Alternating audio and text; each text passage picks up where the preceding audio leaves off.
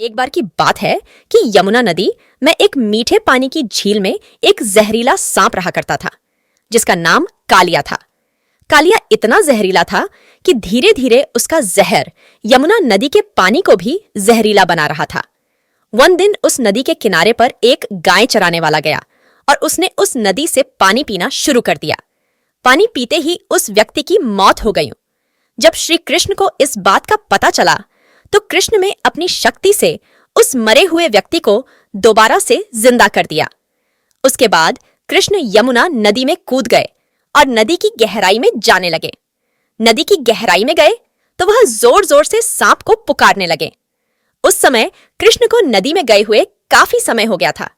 यह देखकर लोग चिंतित होने लगे और कुछ लोग तो वहां करने लगे थे।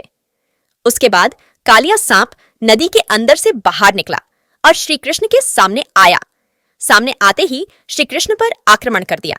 देखते ही देखते श्री कृष्ण उस कालिया सांप के सर पर नाचने लगे।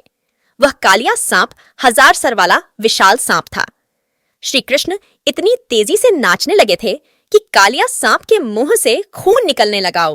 जब यह बात कालिया की पत्नी को पता चली तो वह श्री कृष्ण के सामने कालिया के जीवन की भीख मांगने लगी।